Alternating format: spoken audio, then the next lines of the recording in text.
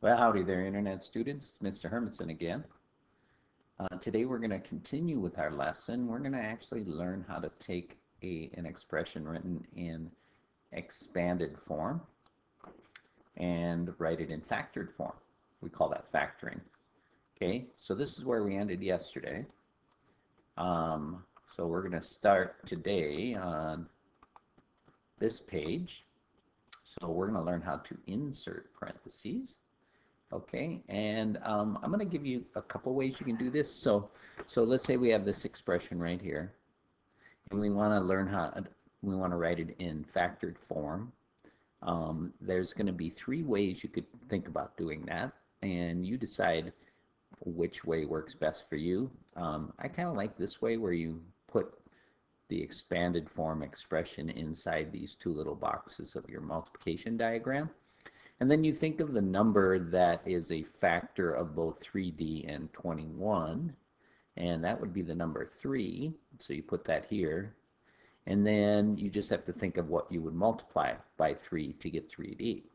And that would be D, right? 3 times D is 3D, and 3 times 7 is 21. Okay? And then you can just write it from there. 3 goes outside the parentheses, and this D plus 7 on top goes inside parentheses. Okay, you could also think about how you could split it up into 3 exact expressions that equal 3D plus 21. So you basically have to split up each of the terms. The 3D would split up into D added 3 times, because that's what 3 times D means. And the 7, the 21 would be 7 added 3 times. So that's another way you can think about getting those expressions. Or you could just write it like this, 3D plus 21, and then you might notice that 3 is the common factor, so you would put that outside the parentheses. Then you, for this first term here, you just think of what would you multiply by 3 to get 3D, and that would be D, right? And what would you multiply by 3 to get 21, and that would be 7.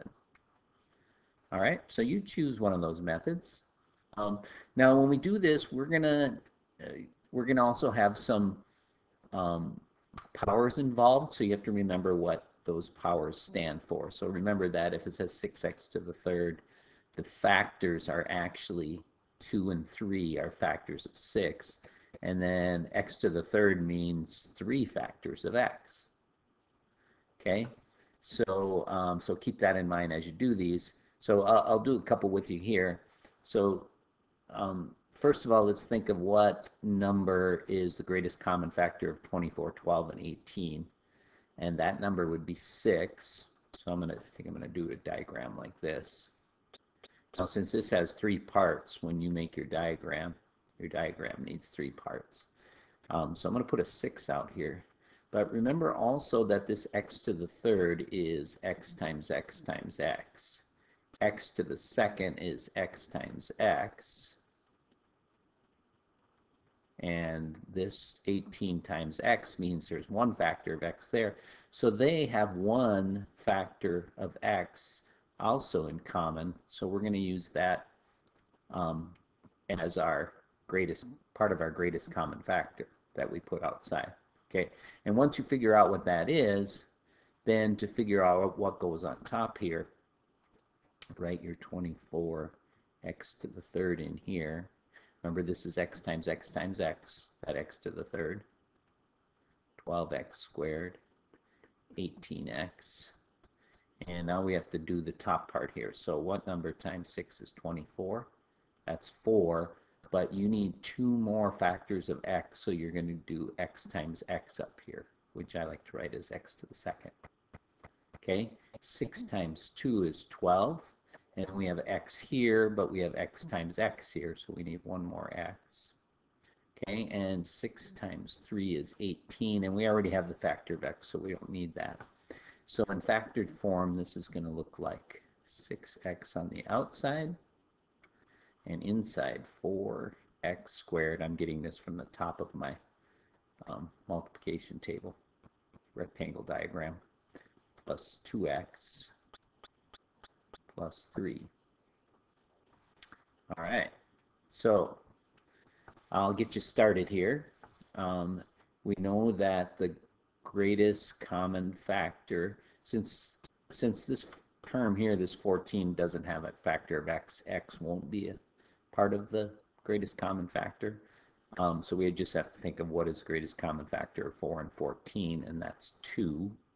So 2 is going to go on the outside, and you need to figure out what's on the inside. Go ahead and do that. Use this diagram if you like.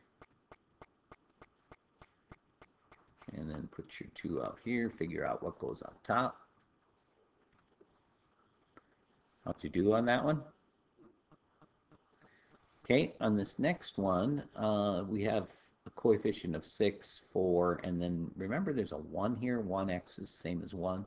But anyway, the greatest common factor of 6, 4, and 1 is just 1. So there's no numerical greatest common factor. But remember that there's 5 factors of x here, 2 factors of x here, and 1 here, which means they have a common factor of x. So we're going to put x on the outside, and you guys are going to figure out what you would multiply by x to get those 3 terms. Make sure to put a negative in front of this 4. All right, so see if you can get that one. All right, don't forget you do need to multiply x times something to get x here, and that would be 1 since it's the same thing. So you would have a plus 1 there on the end. All right, so factoring the expression means trying to figure out what way to write it as a multiplication problem to equal the same thing. So you can look at those examples. I'll do the first one with you. We're going to find the number that goes into both of those terms, which would be 4.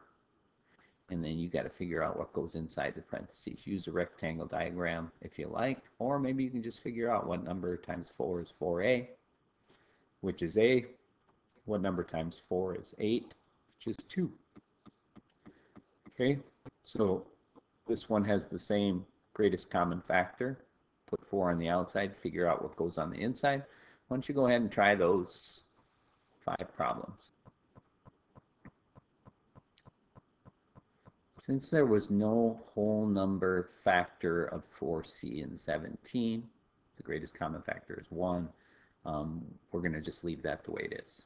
Okay, same with number 30. All right. Remember that your common factor must be in every term.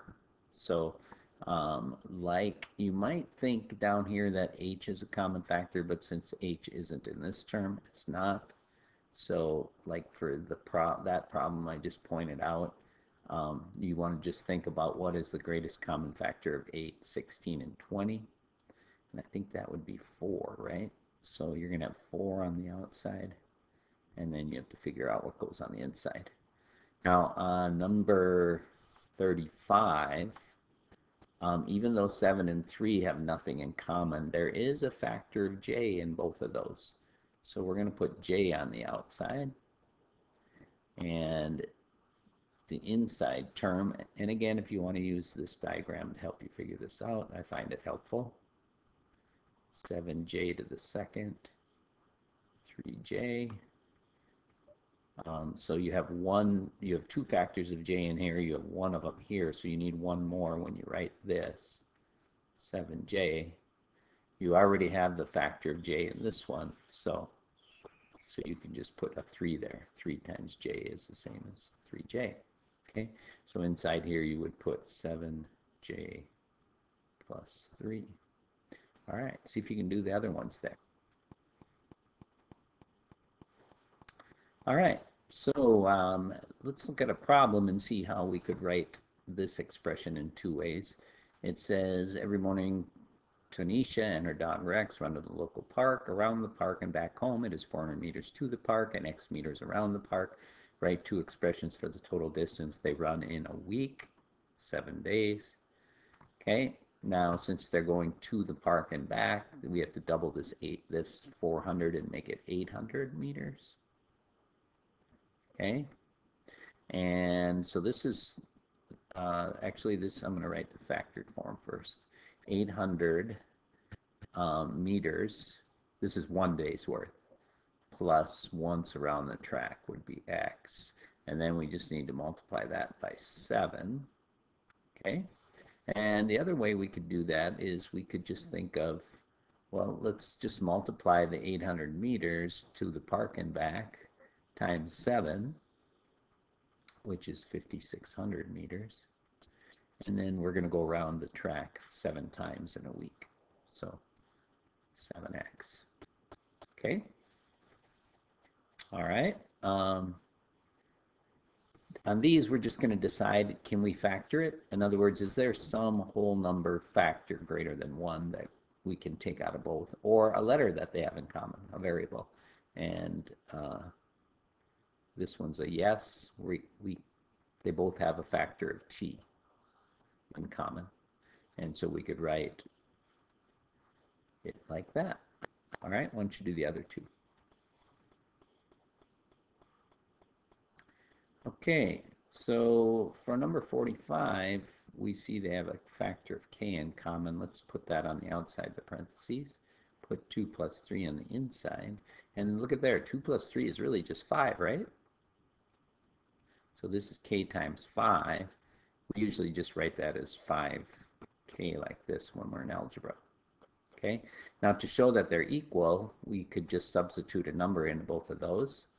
So we might pick 7. So 2 times 7 plus 3 times 7. That's 14 plus 21, which is 35. And if we did 5 times 7, well, obviously that's 35 also, right? So they both give the same answer. Okay, you could check it for 12 if you like. All right, so go ahead and summarize what you learned, and I think you're ready to do the homework problems. Go ahead and message me if there's something you're having problems with. We'll see you soon.